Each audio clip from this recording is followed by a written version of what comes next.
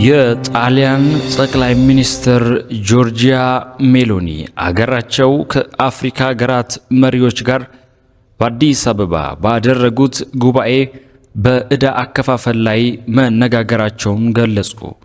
ጠቅላይ ሚኒስትሯ የካቲት 6 2018 ዓ.ም በአዲስ አበባ ከአፍሪካ መሪዎች ጋር በነበራቸው ጉባኤ ወቅት አገራቱ በአስከፊ የአየር ንብረት ሁኔታ በሚጠቁበት ወቅት የሚከፍሉት ዕዳ እንዲቋረጥላቸው እንደሚያደርጉም ተናግሯል።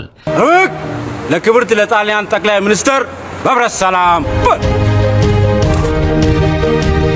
ሜሎኒ በአዲስ አበባ የተካሄደውን የጣሊያን አፍሪካ ጉባኤ ማጠናቀቂያ ላይ እንደተናገሩት ዛሬም ዳግም ለአፍሪካ ማዕከላዊ የሆነ ጉዳይ ላይ አተኩረን ተነጋግረናል። ይህም ስለ ዕዳ ነው ብለዋል። ለጋራ ልማት ፕሮጀክቶች ብድርን የመለወጥ ሰፊ ተነሳሽነት ጀምረናል። ለዚህም በአስከፊ የአየር ንብረት ክስተቶች ለተጎዱ ሀገራት የዕዳ መክፈያ ጊዜያዊ እፎይታ የሚሰጡ አንቀጾችን ማስተዋወቅ ይጨምራል ብለዋል። ሜሎኒ በ39ኛው የአፍሪካ መሪዎች ጉባኤ ላይ ከተለያዩ የአፍሪካ መሪዎች ጋር በመሆን እየተሳተፉ ነው። ጠቅላይ ሚኒስትሯ በዚህ ንግግራቸው የቀረበው ምክረ ሐሳብ የዕዳ መክፈያ እፎይታ እንዴት ተግባራዊ እንደሚሆን ወይም የትኞቹ ሀገራት ተጠቃሚ እንደሚሆኑ ያሉት ነገር የለም። ጣሊያን ከአፍሪካ ሀገራት ጋር የተለያዩ ትብብሮች ታደርጋለች። በተለይ ሮም በአፍሪካ ሀገራት በኢነርጂ በግብርናና በመሰረተ ልማት ረገድ የረጅም ጊዜ አጋርነት ለመፍጠር አልማ የተለያዩ ስራዎች እየሰራች ነው። ጊዜዎች ነን።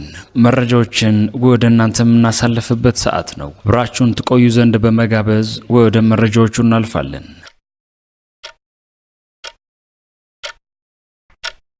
የሶማሊያው ፕሬዝዳንት የአፍሪካ ሀገራት ማንኛውም ጣልቃ ገብነት ውድቅ እንዲያደርጉ ጠየቁ። የሶማሊያው ፕሬዝዳንት ሐሰን ሼክ ሙሐመድ በትናንትናው ዕለት የአፍሪካ ህብረት አባል ሀገራት ዓለም አቀፍ ሕግ የሚያዳክም ቀጠናውን የሚያናጋና በአገራት መካከል ያለውን መተማመን የሚሸረሽር የውጭ አካላት የሚፈጽሙት ጣልቃ ገብነትና የአንድ ወገን እርምጃ ሁሉ ውድቅ እንዲያደርጉ ጥሪ ያቀረቡ።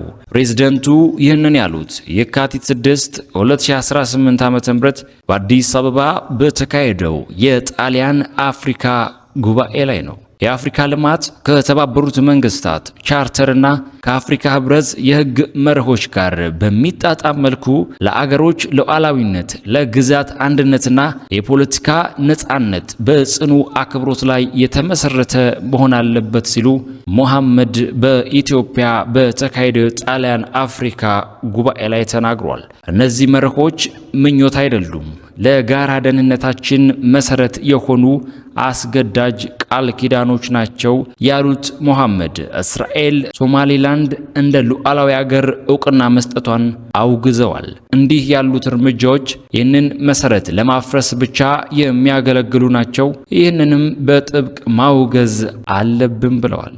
ጣሊያን በሶማሊያ የአፍሪካ ህብረት ተልእኮና ሁለቱ ሀገራት በተለያዩ ዘርፎች ላይ ያላቸውን የጋራ ትብብር ታሪክ ስለምትደግፍ አመስግኗል። የኢትዮጵያ መንግስት እስራኤል ለሶማሌላንድ ስለሰጠችው እውቅና እስካሁን ድረስ በይፋ ያለው ነገር የለም። ጊዜዎች ነን። መረጃዎችን ወደ እናንተ የምናሳልፍበት ሰዓት ነው። አብራችሁን ትቆዩ ዘንድ በመጋበዝ ወደ መረጃዎቹ እናልፋለን። እንደ ኢትዮጵያ ያለ አገር የተለያዩ የወደብ መዳረሻዎች ያስፈልጓታል።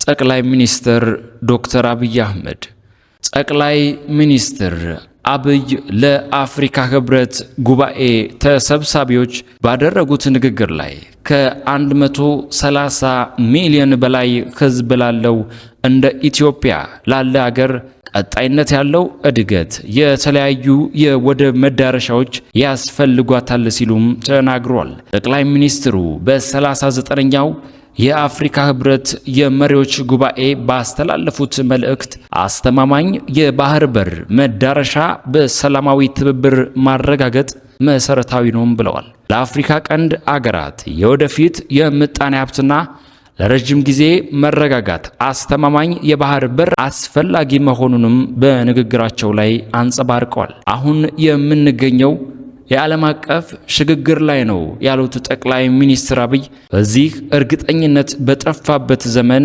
የአፍሪካ ጥንካሬ የሚመሰረተው በራስ መተማመንና በአንድነት በሚቆም ህብረት ላይ ነው ብለዋል። ኢትዮጵያ የባህር በር የማግኘት ፍላጎቷን በተደጋጋሚም ስትገልጽ ቆይታለች። ከዚህ ቀደም ጠቅላይ ሚኒስትር አብይ 130 ሚሊዮን ህዝብ የጂኦግራፊ እስረኛ መሆን የለበትም ሲሉም መናገራቸው ይታወሳል። ጠቅላይ ሚኒስትር አብይ አህመድ ለኢትዮጵያ የባህር በር ማግኘት የህልውና ጉዳይ ነው ካሉም በኋላ ከጎረቤት አገር ኤርትራ ጋር ያላቸው ግንኙነት እየተካረረ መጥቷል። ጊዜዎች ነን።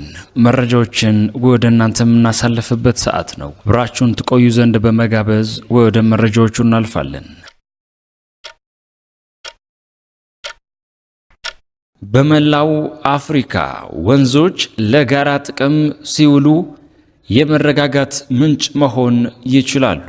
ጠቅላይ ሚኒስትር ዶክተር አብይ አህመድ በመላው አፍሪካ ወንዞች ለጋራ ጥቅም ሲውሉ የመረጋጋት ምንጭ መሆን እንደሚችሉ ጠቅላይ ሚኒስትር ዶክተር አብይ አህመድ ተናግሯል። የአፍሪካ ህብረት ጉባኤ ላይ ለተገኙ ተሰብሳቢዎች ውሃ ከሀብት በላይ ነው ካሉ በኋላ የእድገት መሰረት የፈጠራ የመረጋጋት መነሻ ነው ብለዋል። የአፍሪካ ህብረት የመሪዎች ጉባኤ ዘላቂ የውሃ አቅርቦት ደህንነቱ የተጠበቀ የንጽህና አጠባበቅ ስርዓቶች ማረጋገጥ ለአጀንዳ 2063 ግቦች ስኬታማነት በሚል መሪ ሐሳብ በመካሄድ ላይ ነው። ውሃ ከተሞቻችን፣ ግብርናችን፣ ጤናችንና ሰላማችንን ይቀርጻል ያሉት ጠቅላይ ሚኒስትር አብይ የኢትዮጵያ ኃላፊነት የተሞላበት የውሃ አስተዳደር እድገት በብልሃት ለመምራት ወሳኝ መሆኑ መማሯን በንግግራቸው ላይ ጠቅሷል። ታላቁ የህዳሴ ግድብ ለመኖሪያ ቤቶችና ለኢንዱስትሪዎች የኃይል አቅርቦት ምንጭ ከመሆኑን ባሻገር ወደ ጎረቤት ሀገር በመላክ የውጭ ምንዛሬ ምንጭ መሆኑንም አስታውሷል። ጠቅላይ ሚኒስትር አብይ በ39ኛው የአፍሪካ ህብረት የመሪዎች ጉባኤ የመክፈቻ ስነ ስርዓት ላይ ባስተላለፉት መልእክት አፍሪካ የውሃ ሀብት በአግባቡ መጠቀም ከቻልን በአፍሪካ እድገት ከፍ ያለ ተጽዕኖ ማሳደር እንችላለን ብለዋል። ኢትዮጵያ ባለፈው ዓመት መጨረሻ ላይ አጠናቃ ያስመረቀችው ታላቁ የህዳሴ ግድብ ከ5000 ሜጋዋት በላይ የኤሌክትሪክ ኃይል ያመነጫል። ግብጽና ሱዳን በተደጋጋሚ በአባይ ወንዝ ላይ ኢትዮጵያ የገነባችው ታላቁን ህዳሴ ግድብ በምስራቅ የናይል ተፋሰስ አገራት ላይ ዘላቂ ስጋት ደቅኗል ሲሉም ይናገራሉ። ኢትዮጵያ በአባይ ወንዝ ላይ የህዳሴ ግድብ ከጀመረችበት ጊዜ አንስቶ ከሱዳንና ከግብጽ ጋር አለመግባባት ውስጥ ቆይታለች። ግብጽ፣ ኢትዮጵያና ሱዳን ላለፉት 14 ዓመታት በአባይ ወንዝ ጉዳይ ላይ ከስምምነት ለመድረስ ሲደራደሩ የነበረ ቢሆንም እስካሁን ሶስቱም ሀገራት የሚያስማማ ሁሉን አቀፍ መግባባት ላይ መድረስ አልተቻለም። ጊዜዎች ነን። መረጃዎችን ወደ እናንተ የምናሳልፍበት ሰዓት ነው። አብራችሁን ትቆዩ ዘንድ በመጋበዝ ወደ መረጃዎቹ እናልፋለን።